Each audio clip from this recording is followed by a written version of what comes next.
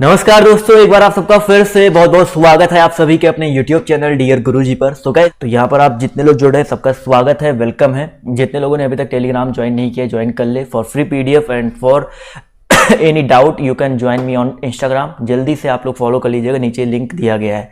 और आप सभी को पता है कि मेरी अनअकैडमी पे भी डेली 3 क्लासेस चल रही हैं। तो अगर आपने अभी तक मुझे अनअकैडमी पे फॉलो नहीं किया है, अनअकैडमी पर अगर आप लोग अभी तक नहीं आए हैं, इंडिया का लार्जेस्ट लर्निंग प्लेटफॉर्म है, पढ़ाई के अलावा वहाँ पे कुछ और नहीं मिलता है। तो आप लोग जरूर अनअकैडमी पे आ जाओ, नीचे आपको लिंक दिया गया है मेरी क्लासेस का, तो वहाँ पर आप जाके मेरी क्लासेस देख सकते हो। और ये देख सकते हैं ये अनअकैडमी का ऐप है, डाउनलोड करिए, मुझे सर्च करिए मृत्युंजय सवाल नाम से। यूपी पीसीएस कैटेगरी में टॉप 10 जो आपके टीचर्स हैं उसमें मेरी रैंकिंग जो आती है, तो आप लोग मुझे वहाँ पर ज्वाइन कर सकते हैं। और ये मेरा इन्वाइट कोड है डियर गुरुजी। अब इस कोड से क्या होगा, आप मेरी क्लासेस को तो अनलॉक करोगे, साथ ही साथ और भी जो एजुकेटर्स हैं 50 से 60 एजुकेटर्स हैं, सबकी क्लासेस अनलॉक कर सकते हो। सबकी क्लासेस जो स्पेशल वाली है देख सकते हो। और अगर आप लोग मेरी प्लस वाली क्लासेस देखना चाहते हैं जहाँ पर मैं बिल्कुल थ्योरी में और सब कुछ पढ़ाता हूँ, तो अगर आप लोग वहाँ ज्वाइन करना चाहते हो तो DRUG कोड है, इस कोड का यूज करके वहाँ पर आप लोग मुझसे ज्वाइन कर सकते हैं। 10% आपको डिस्काउंट देखने को मिल जाएगा। तो चलिए, काफ़ी लोग यहाँ पर जुड़ चुके हैं, काफ़ी लोग यहाँ पर फटाफट जी हाँ जल्दी स्टार्ट करते हैं। बिल्कुल आज का जो टॉपिक है इतिहास रहने वाला, ठीक है। तो पहला क्वेश्चन देखिए, आपसे सभी लोग यहाँ पर जवाब देते हुए चलेंगे। इतिहास के आरंभिक काल को निम्नलिखित में से क्या कहा जाता है? फटाफट जवाब देते हुए चलेंगे। इतिहास का जो आरंभिक काल है निम्नलिखित में उसे क्या कहा जाता है? फटाफट यहाँ पर जवाब देते हुए चलेंगे। बिल्कुल सही बात है सर। दोस्तों याद रखिएगा, उसे पूरा पाषाण काल कहते हैं, ठीक है। जिस काल का कोई लिखित साक्ष्य नहीं मिलता है उसे प्रागैतिहासिक काल कहते हैं। और यहाँ पर पूरा पाषाण काल की अगर हम बात करते हैं, प्रागैतिहासिक काल के अंतर्गत पाषाणकालीन सभ्यता आती है। और यहाँ पर जो ऑप्शन नंबर ए दिया गया पूरा पाषाण काल, ये आरंभिक काल को ये काल कहा जाता था। अगला क्वेश्चन देखिए आपसे यहाँ पर क्या कह रहा है, बहुत ही इंपॉर्टेंट और आई होप सबको पता होगा। भीमबेटका की जो गुफाएं हैं वो आपकी कहाँ पर अवस्थित हैं, किस राज्य में है? बिल्कुल सही जवाब आ रहा है सभी का। बहुत ही ज़्यादा इंपॉर्टेंट क्वेश्चन है। मध्य प्रदेश की प्रसिद्ध, कहाँ की भाई? मध्य प्रदेश की ये है। मध्य प्रदेश की प्रसिद्ध भीमबेटका की गुफाएं जो है भोपाल के आसपास अवस्थित है। तो ऑप्शन नंबर जो इसका डी है वो यहाँ पर बिल्कुल करेक्ट हो जाएगा। अगला क्वेश्चन देखिए आपसे यहाँ पर क्या बोला गया, ध्यान से देखिएगा। क्वेश्चन नंबर हम बात करते हैं 3 के बारे में। पूछा गया कि किस काल या किस युग में पत्थर के औजार सबसे पहले पाए गए थे? फटाफट जवाब देते हुए चलेंगे। कौन से काल या कौन से युग में पत्थर के, क्या पूछा गया भाई?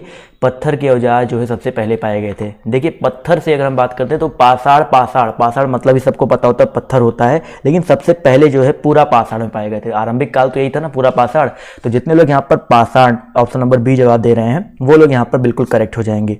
अगला क्वेश्चन देखो आपसे यहाँ पर क्या बोला गया है, सिंधु घाटी सभ्यता के शहरों की गलियां कैसी थी? बहुत ही ज्यादा इंपॉर्टेंट क्वेश्चन है, तो दोस्तों याद रखिएगा, चौड़ी और सीधी। सिंधु घाटी सभ्यता के शहरों की जो गलियां थी वो आपकी चौड़ी थी और सीधी थी। तो ऑप्शन नंबर जो इसका ए है वो यहाँ पर बिल्कुल करेक्ट हो जाएगा। एक क्वेश्चन यहाँ से और बनता है कि ये जो सड़कें होती थी पूर्व से पश्चिम तथा उत्तर से दक्षिण की ओर समकोण पर काटती थी, ठीक है। जैसे ये होता है ना, पूर्व से पश्चिम और उत्तर से दक्षिण की ओर समकोण पर काटती थी। अगला क्वेश्चन देखिए आपसे कह रहा है, निम्नलिखित में से कौन सी सभ्यता अपने नगर नियोजन के लिए प्रसिद्ध है? बताइए सर।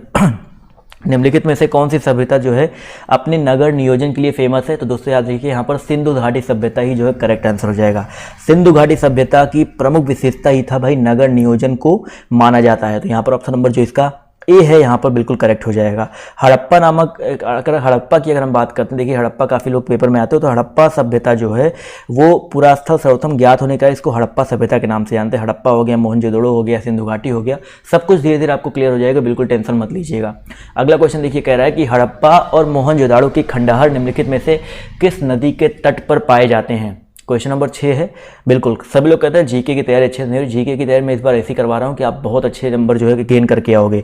हड़प्पा और मोहनजोदड़ो के जो खंडहर हैं निम्नलिखित में से किस नदी के तट पर पाए जाते हैं? तो यहाँ पर रावी, व्यास, झेलम दिया गया है। जबकि यहाँ पर हड़प्पा की अगर हम बात करते हैं तो हड़प्पा जो है रावी नदी, यहाँ पर देखिए थोड़ा सा कन्फ्यूजन है क्योंकि हड़प्पा जो है रावी नदी के किनारे अवस्थित है और मोहनजोदड़ो की अगर हम बात करते हैं तो वो सिंधु नदी के किनारे अवस्थित है। बट यहाँ पर रावी जवाब दिया गया तो याद रख लीजिएगा। बट यहाँ पर अगर पेपर में आता है तो ध्यान रखिएगा, मोहनजोदड़ो जो खंडहर है वो आपके सिंधु नदी के किनारे अवस्थित है। तो ये चीज हमेशा दिमाग में रखिएगा।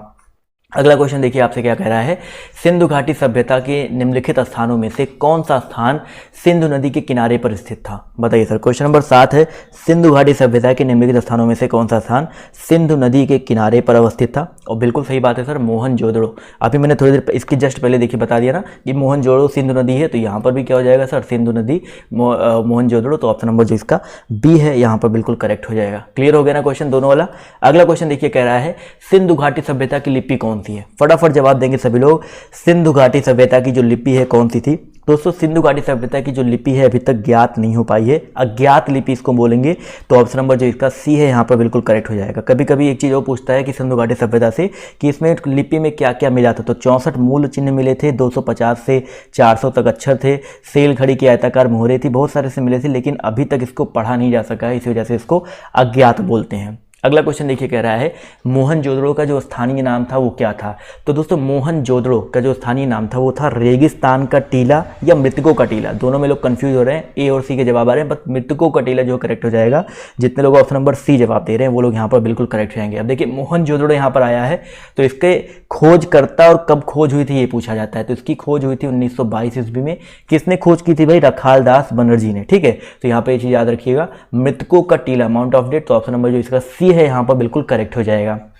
अगला क्वेश्चन पूछा गया है मोहनजोदड़ो में सबसे बड़ा भवन कौन सा है। भाई मोहनजोदड़ो की अगर हम बात करते हैं, सबसे बड़े भवन की अगर हम बात करते हैं तो यहाँ पर विशाल स्नानागार, धान्यागार, स्तंभ हॉल या 2 मंजिला मकान, इन चारों में जो सबसे बड़ा है आपका हो जाएगा धान्यागार। बहुत ही इंपॉर्टेंट क्वेश्चन है। मोहनजोदड़ो का जो धान्यागार था वो 45 मीटर लंबा और 22 मीटर चौड़ा था और वहाँ का सबसे बड़ा भवन था, याद रखिएगा। ऑप्शन नंबर जो इसका बी है यहाँ पर बिल्कुल करेक्ट हो जाएगा। जबकि जो लोग विशाल स्नानागार जवाब बार बार दे रहे हैं ये आपका 11x7 का ही था। अब बताओ सर 11x7 बड़ा होता है या 45x आपका 22 बड़ा होता है, खुद ही बताओ सर। तो धान्यागार सबसे बड़ा था। अगला क्वेश्चन देखो आपसे यहाँ पर क्या कह रहा है विशाल स्नानागार कहाँ मिला था। इसके पहले वाले क्वेश्चन से ही रिलेटेड है। अभी कहाँ पे बताया था विशाल स्नानागार, बिल्कुल सही बात है भाई। विशाल स्नानागार जो है देखो मोहनजोदड़ो में विशाल स्नानागार, स्तंभ हाल, 2 मंजिला मकान ये सब मिले थे ना, तो यहाँ पर विशाल स्नानागार या ग्रेट बाथ अगर पूछा जाता है तो ये आपका मोहनजोदड़ो में मिला था। अगला क्वेश्चन देखिए आपसे कह रहा है कि सिंधु घाटी के लोगों की एक महत्वपूर्ण रचना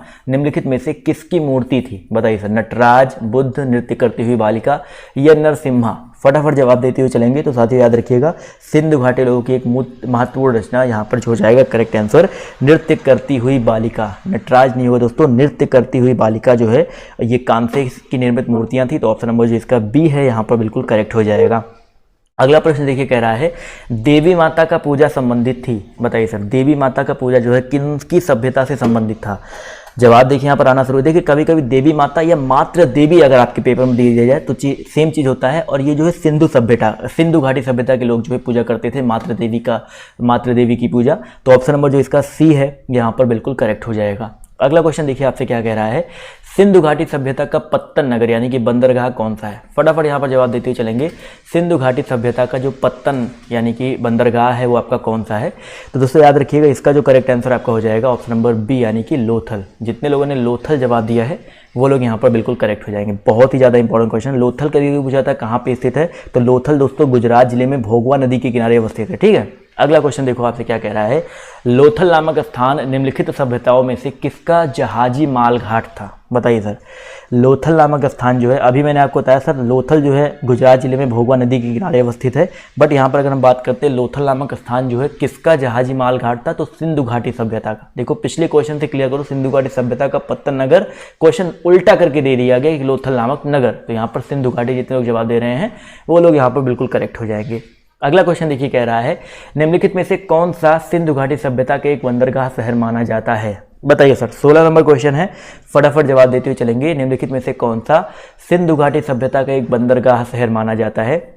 तो यहाँ पर भी वही सेम क्वेश्चन हो जाएगा लोथल। सेम क्वेश्चन बार बार एक ही तरह का, बस क्वेश्चन का मॉड्यूल जो है चेंज करके दिया जा रहा है और कुछ सब कुछ सेम है। तो जितने लोग यहाँ पर ऑप्शन नंबर बी जवाब दे रहे हैं वो लोग यहाँ पर बिल्कुल करेक्ट हो जाएंगे। अगला क्वेश्चन देखिए कह रहा है कि सिंधु घाटी सभ्यता में कालीबंगा निम्नलिखित में से किसके लिए प्रसिद्ध है। फटाफट जवाब देते हुए चलेंगे। भाई सिंधु घाटी सभ्यता में जो कालीबंगा है वो किसके लिए फेमस है।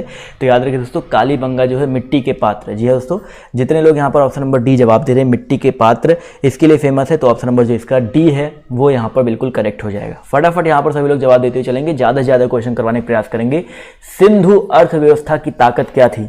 बताइए सर सिंधु अर्थव्यवस्था जो है उसकी ताकत क्या थी। तो दोस्तों याद रखिएगा सिंधु अर्थव्यवस्था की ताकत थी व्यापार। क्या थी भैया, व्यापार था। तो ऑप्शन नंबर बी जितने भी साथी जवाब दे रहे हैं वो लोग यहाँ पर बिल्कुल करेक्ट हो जाएंगे। व्यापार था, नगरीय सभ्यता था और व्यापार प्रधान था, इसी वजह से ताकत जो है व्यापार ही माना जाता था। अगला क्वेश्चन देखिए आपसे यहाँ पर क्या बोला गया है कि निम्नलिखित में से कौन सी धातु हड़प्पा सभ्यता में नहीं पाई जा गई थी? बताइए सर, सोना, चांदी, तांबा या लोहा? हड़प्पा सभ्यता, हड़प्पन सभ्यता की बात हो रही है। तो हड़प्पा सभ्यता को आप सभी को पता है कांस्य युगीन सभ्यता बोला जाता है। क्या बोला था भाई? कांस्य युगीन सभ्यता बोला जाता है। यहाँ पर तांबा हो गया, कांसा हो गया, सोना हो गया, ये सब मिले थे। लेकिन लोहा की अगर हम बात करते हैं, लोहा जो है यहाँ पर नहीं मिला था।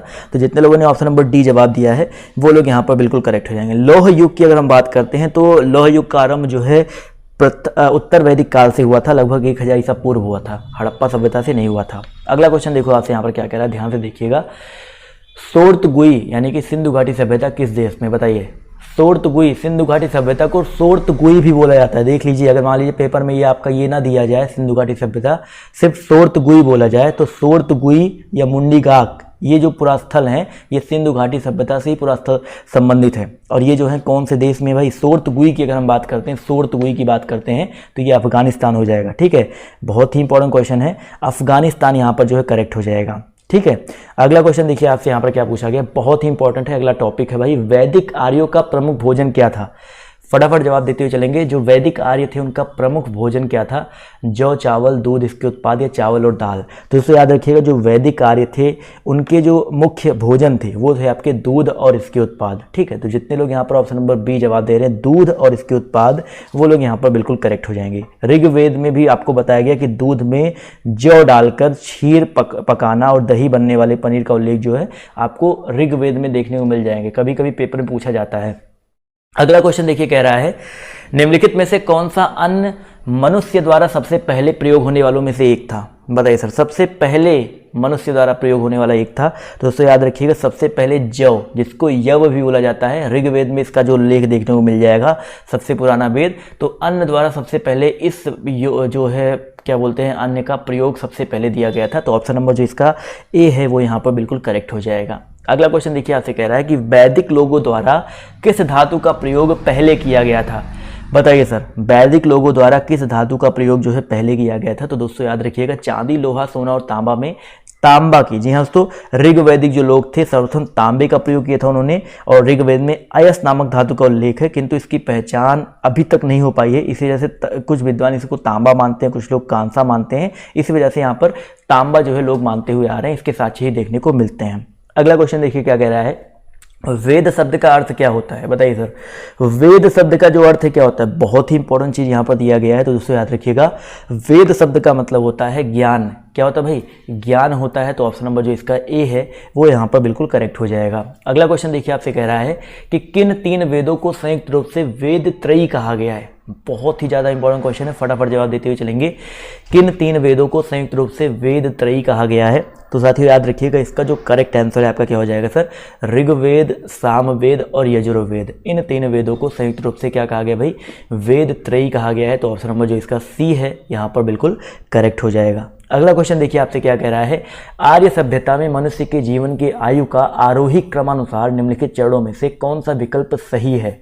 फटाफट जवाब देते हुए चलेंगे। आर्य सभ्यता में यहाँ पर पूछा गया है, तो पहले ब्रह्मचर्य, फिर गृहस्थ, पहले ब्रह्मचर्य जीवन होता था, फिर गृहस्थ जीवन होता था, फिर वानप्रस्थ होता था, फिर संन्यास होता था। तो जितने लोगों ने ऑप्शन नंबर ए जवाब दिया, देखो ब्रह्मचर्य जीवन मतलब 100 वर्ष माना, जो हिंदू धर्म है आर्य सभ्यता है उसमें 100 वर्ष माना गया है, और 25 वर्ष की अवस्था में इसको तोड़ा गया है। 25 वर्ष स्टार्टिंग से, 25 वर्ष ब्रह्मचर्य अवस्था, फिर गृहस्थ अवस्था, फिर आपका यहाँ पर वानप्रस्थ अवस्था, और लास्ट का जो अवस्था होती है 25 साल, वो आपकी क्या बोलते हैं, संन्यास अवस्था हो जाता है। ये चारों आश्रम माने जाते थे। अगला क्वेश्चन देखिए कह रहा है कि आर्य पूर्वों के साथ अपने संघर्षों में सफल रहे क्योंकि? बताइए सर, जो आर्य हैं वो आर्य पूर्वों के साथ अपने संघर्षों में सफल रहे क्योंकि मेन रीजन इसका क्या था भाई? उन्होंने घोड़ों द्वारा चलाए जा रहे रथों का प्रयोग किया था। बहुत ही इंपॉर्टेंट है, ऑप्शन नंबर जो इसका डी है वो यहाँ पर बिल्कुल करेक्ट हो जाएगा। अगला क्वेश्चन देखिए आपसे क्या कह रहा है कि आरंभिक वैद काल में वर्ण व्यवस्था आधारित थी किस पर? शिक्षा पर, व्यवसाय पर, जन्म पर या प्रतिभा पर? तो सबको पता है भाई, यहाँ पर अगर हम बात करते हैं वर्ण व्यवस्था के बारे में, तो वर्ण व्यवस्था जो है पहले जो आरंभिक वैदिक काल था उसमें जो आपका व्यवसाय होता था, व्यवसाय के ऊपर जो है वर्ण व्यवस्था को बांटा जाता था। तो जितने लोग ऑप्शन नंबर सी जवाब दे रहे हैं वो लोग यहाँ पर बिल्कुल करेक्ट हो जाएंगे। अगला क्वेश्चन देखिए आपसे यहाँ पर क्या बोला गया, ध्यान से देखिएगा। ऋग्वैदिक आर्य पशुचारी लोग थे, या इस तथ्य से पुष्ट होता है कि, बताइए सर, पशुचारी लोग क्यों माना जाता है उनको? तो दोस्तों याद रखिएगा, ऋग्वैदिक काल में सबसे ज़्यादा उल्लेख जो है गाय का मिलता है, तो इसलिए ये भी हो सकता है।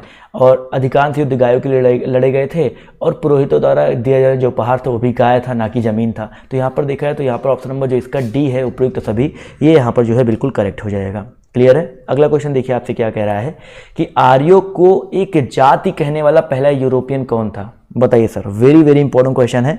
आर्यों को एक जाति कहने वाला पहला यूरोपियन जो है कौन था? तो याद रखिए दोस्तों, मैक्स मूलर। जी हाँ दोस्तों, मैक्स मूलर जो है आर्यों को एक जाति कहने वाले पहले यूरोपियन थे। और ये बेसिकली जो है मूलर ने कहा था कि पामीर के पठार से ही इंडो ईरानी जाति में पूर्व में पंजाब तथा पश्चिम में मेसोपोटामिया की ओर गई है। तो मैक्स मूलर बहुत ही इंपॉर्टेंट क्वेश्चन है, पहले यूरोपियन थे जिन्होंने आर्यों को एक जाति कहा था। वेरी वेरी इंपॉर्टेंट, इसको टिक कर लीजिएगा, स्टार कर लीजिएगा, मे भी पेपर में आपके आ जाए। अगला क्वेश्चन देखिए आपसे क्या कह रहा है। आर्यन, भाई मेरा नाम नहीं है, आर्यन जनजातियों की प्राचीनतम बस्ती कहाँ है? आर्यन जनजातियों की प्राचीनतम बस्ती बताइए सर कहाँ पर है? दोस्तों याद रखिएगा, सप्त सिंधु। याद रखिएगा, जो इसका करेक्ट आंसर आपका हो जाएगा सप्त सिंधु हो जाएगा। तो जितने लोग यहाँ पर सप्त सिंधु जवाब दे रहे हैं वो लोग यहाँ पर बिल्कुल करेक्ट हो जाएंगे। क्लियर है? चलिए भाई, अगला क्वेश्चन देखिए आपसे यहाँ पर क्या बोला गया है, ध्यान से देखिएगा। क्वेश्चन नंबर 12 पूछा गया है, निम्नलिखित में से कौन सी जनजातीय सभा सामान्य रूप से जनजातीय सरदार या मुखिया के चुनाव में शामिल होती थी? बताइए सर, समिति, गढ़, सभा या विधाता? 12 नंबर क्वेश्चन है, जवाब देखिए आना शुरू हो गया है। तो याद रखिएगा, यहाँ पर जो आपकी समिति थी, ठीक है, अगर हम समिति की बात करते हैं तो ये जो है जनजातीय सरदार मुखिया के चुनाव के रूप में शामिल होती थी। तो ऑप्शन नंबर जो इसका ए है यहाँ पर बिल्कुल करेक्ट हो जाएगा। अगला क्वेश्चन देखिए कह रहा है, राज्याभिषेक समारोह का विवरण निम्नलिखित में से किस में किया गया है? राज्याभिषेक समारोह का विवरण जो है किस में किया गया है? तो दोस्तों याद रखिएगा, ये जो है बेसिकली ऐत्रेय ब्राह्मण में, ठीक है, बहुत ही इंपॉर्टेंट है। ऐत्रेय ब्राह्मण में राज्याभिषेक समारोह का जो विवरण है आपका किया गया है। तो ऑप्शन नंबर जो इसका सी है यहाँ पर बिल्कुल करेक्ट हो जाएगा। अगला क्वेश्चन देखिए क्या कह रहा है, वैदिक युग में राजा अपनी जनता से जो कर वसूल करते थे उसे क्या कहते थे? बताइए सर, जो वैदिक युग में राजा अपनी जनता से कर वसूल करते थे उन्हें क्या कहा जाता था? 14 नंबर क्वेश्चन है, जवाब देखिए यहाँ पर आना शुरू हो गया है। दोस्तों याद रखिएगा, वैदिक युग में जो राजा अपनी जनता से कर वसूल करते थे उनको क्या बोलते थे भाई? उनको बलि बोलते थे। ठीक है, बलि बहुत ही इंपॉर्टेंट क्वेश्चन है। बलि को संग्रहित करने वाला अधिकारी भाग दुग कहलाता था, और जो उसको संभाल के रखता था वो कोषाध्यक्ष उस समय भी कहलाता था। अगला क्वेश्चन देखिए क्या कह रहा है कि गायत्री मंत्र कहाँ से लिया गया है? ये तो सबको पता होगा भाई, गायत्री मंत्र जो है बेसिकली कहाँ से लिया गया है? तो बिल्कुल सही बात है सर, गायत्री मंत्र ऋग्वेद के तृतीय मंडल से लिया गया है। यह मंत्र जो है किसको समर्पित है? कई बार ये भी पूछा जाता है। तो गायत्री मंत्र सूर्य देवता को समर्पित होता है। ठीक है, अगला क्वेश्चन देखिए क्या कह रहा है, भारतीय प्रतीक पर उत्कीर्णित सत्यमेव जयते कहाँ से लिया गया है? बताइए सर, सत्यमेव जयते जो है कहाँ से लिया गया है? तो दोस्तों याद रखिएगा, सत्यमेव जयते जो है आपका मुंडोक उपनिषद से लिया गया है। कहाँ से लिया गया दोस्तों? आपका मुंडोक उपनिषद से लिया गया है। तो ऑप्शन नंबर जो इसका डी है यहाँ पर बिल्कुल करेक्ट हो जाएगा। अगला क्वेश्चन देखिए आपसे कह रहा है कि निम्नलिखित में से किस विदुषी ने वाद विवाद में अजेय याज्ञवल्क्य को चुनौती दी थी? बहुत ही इंपॉर्टेंट क्वेश्चन है। विदुषी मतलब विद्वान का महिला रूप होता है, स्त्रीलिंग होता है विदुषी। तो कौन सी विदुषी ने वाद विवाद में अजेय याज्ञवल्क्य को चुनौती दी थी? बहुत ही इंपॉर्टेंट क्वेश्चन है। जवाब देखिए यहाँ पर आना शुरू हो गया है। तो गार्गी, बिल्कुल सही बात है सर, गार्गी द्वारा चुनौती दिया गया था। और याज्ञवल्क्य गार्गी संवाद का उल्लेख जो है कभी कभी पूछा जाता है कि कौन से उपनिषद में मिलता है। तो एक उपनिषद है बृहदारण्यक को उपनिषद, उसमें मिलता है। ऑप्शन नंबर जो इसका डी है यहाँ पर बिल्कुल करेक्ट हो जाएगा। अगला क्वेश्चन देखिए कह रहा है कि प्राचीन भारत में निम्नलिखित में से किस विवाह को विधि सम्मत नहीं माना जाता था? बताइए सर, प्राचीन भारत में किस विवाह को विधि सम्मत नहीं माना जाता था? तो दोस्तों याद रखिएगा, यहाँ पर जो करेक्ट आंसर आपका हो जाएगा गंधर्व विवाह। ठीक है, गंधर्व विवाह जो है इसको विधि सम्मत नहीं माना जाता था। 8-9 तरीके के विवाह होते थे, असुर विवाह, राक्षस विवाह, प्रजापत्य विवाह, आर्ष विवाह, पैशाच विवाह, गंधर्व विवाह। यहाँ पर जो गंधर्व विवाह है वो जो है विधि सम्मत नहीं माना जाता था। अगला क्वेश्चन देखिए आपसे यहाँ पर क्या कह रहा है, गौतम बुद्ध का जन्म स्थान किसके द्वारा अंकित किया जाता है? बताइए सर, बहुत ही इंपॉर्टेंट क्वेश्चन है, बौद्ध धर्म से ये क्वेश्चन पूछा गया है। गौतम बुद्ध का जन्म स्थान जो है किसके द्वारा अंकित किया जाता है? तो दोस्तों याद रखिएगा, अशोक मौर्य का रुम्मनिदेई स्तंभ। बिल्कुल सही बात है, यहाँ पर काफ़ी मूर्ति, पीपल विच, बौद्ध मठ जवाब दे रहे हैं, बट ये नहीं होगा करेक्ट आंसर। ऑप्शन नंबर जो इसका ए दिया गया है, अशोक का रुम्मनिदेई लघु स्तंभ। लेख से पता चलता है कि अशोक अपने राज्याभिषेक के 20वें वर्ष जो है लुम्बिनी ग्राम में गए थे। उन्होंने वहाँ पर पत्थर की दीवार बनाई और शिला स्तंभ खड़ा किया, और भगवान बुद्ध का जन्म जो है 563 ईसा पूर्व वहीं पर दिया गया था। अगला क्वेश्चन देखिए आपसे क्या कह रहा है, बुद्ध जो है किस वंश, किस क्लैन से संबंधित थे? बताइए सर, जो बुद्ध थे, महात्मा बुद्ध किस वंश से संबंधित थे? तो दोस्तों याद रखिएगा, बुद्ध जो है आपके शाक्य, किससे संबंधित दोस्तों? आपके शाक्य से संबंधित थे। तो ऑप्शन नंबर जो इसका सी है यहाँ पर बिल्कुल करेक्ट हो जाएगा। अगला क्वेश्चन देखिए आपसे कह रहा है कि प्रथम बौद्ध परिषद, देखिए प्रथम बौद्ध परिषद, द्वितीय बौद्ध परिषद, सबके बारे में पता चलेगा। तो आपको बताना है प्रथम बौद्ध परिषद कहाँ पर आयोजित किया गया था। तो याद रखिए दोस्तों, प्रथम बौद्ध परिषद जो है आपका राजगृह में हुआ था। ठीक है, राजगृह में हुआ था। तो ऑप्शन नंबर जो इसका सी है यहाँ पर बिल्कुल करेक्ट हो जाएगा। अगला क्वेश्चन देखिए आपसे क्या कह रहा है कि पांचवी बौद्ध परिषद का आयोजन बताइए किसने किया था? पांचवी बौद्ध परिषद का जो आयोजन है किसने किया था? जवाब सभी लोग देते हुए चलेंगे।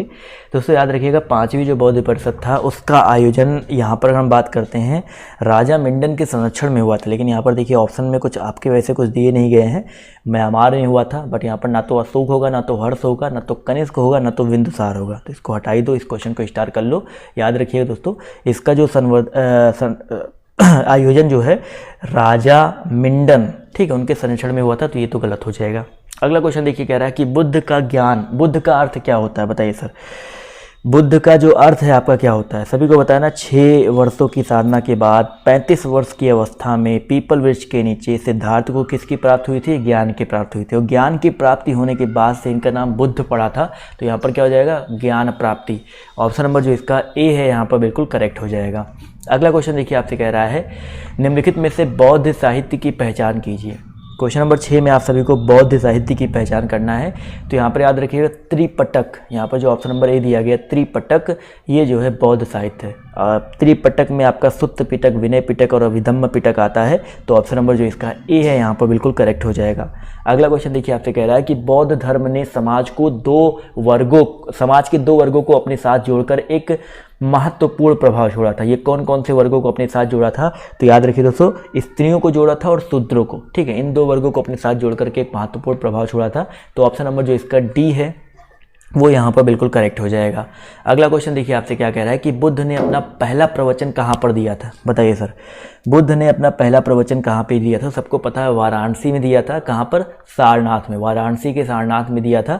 तो ऑप्शन नंबर बी, जितने भी लोग जवाब दे रहे हैं, पहला उपदेश, ऑप्शन नंबर बी यहाँ पर बिल्कुल करेक्ट हो जाएगा।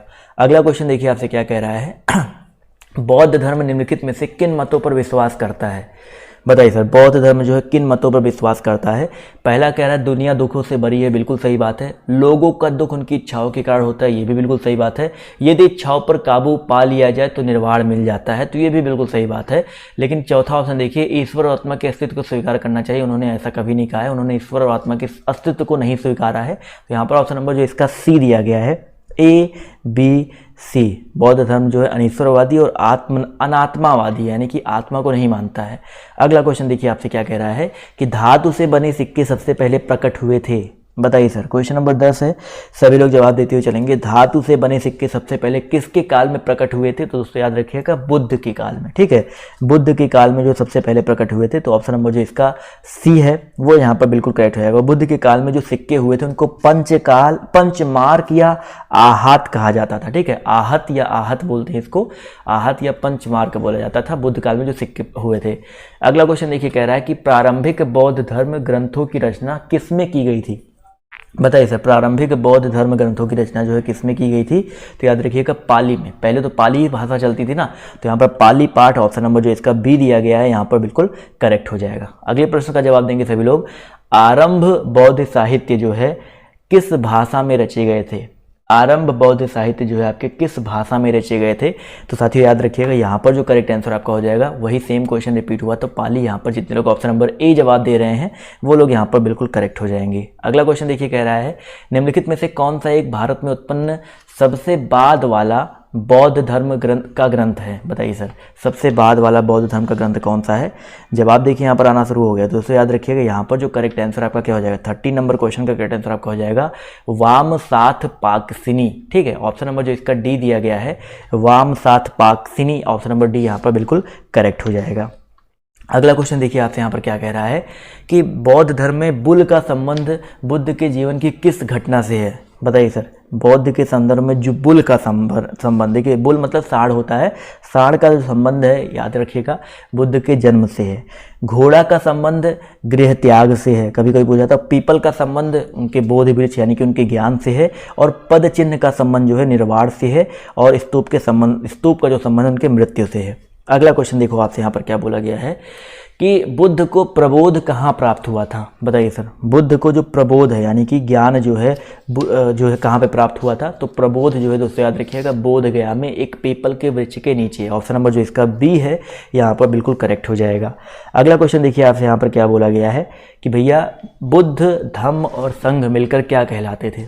बुद्ध धम्म और संघ मिलकर क्या कहलाते थे? दोस्तों याद रखिएगा त्रिरत्न। ठीक है, त्रिरत्न बहुत ही इंपॉर्टेंट है। बुद्धा शरणम गच्छामि, धम्म शरणम गच्छामि और संघ शरणम गच्छामि। आपने ये पढ़ रखा होगा ना। तो ये जो है 3 रत्न कहलाते थे बुद्ध के। अगला क्वेश्चन देखिए आपसे यहाँ पर क्या बोला गया है, इच्छा सब कष्टों का निवारण है, इसका प्रचार करने वाला धर्म कौन सा है? इच्छा जो है सब कष्टों का निवारण है, इसका प्रचार करने वाला धर्म जो है कौन सा है? तो याद रखिए दोस्तों बौद्ध धर्म। बिल्कुल सही बात है, ऑप्शन नंबर ए जितने लोग जवाब दे रहे हैं वो लोग यहाँ पर बिल्कुल करेक्ट हो जाएंगे। अगला प्रश्न देखिए कह रहा है कि बौद्धों के पवित्र अवशेषों पर निर्मित गुंबदाकार छत वाली अर्धगोलाकार संरचना को क्या कहते हैं? क्वेश्चन नंबर 18 है, सभी लोग इसका जवाब जो है देते हुए चलेंगे। 18 नंबर क्वेश्चन का जो करेक्ट आंसर आपका क्या हो जाएगा? स्तूप। बिल्कुल सही बात है, स्तूप जितने लोग जवाब दे रहे हैं वो लोग यहाँ पर बिल्कुल करेक्ट हो जाएंगे। अगला क्वेश्चन देखिए आपसे क्या कह रहा है कि निम्नलिखित में से कौन सा शासक बुद्ध का समकालीन था? बताइए सर, निम्नलिखित में से कौन सा शासक जो है बुद्ध का समकालीन था?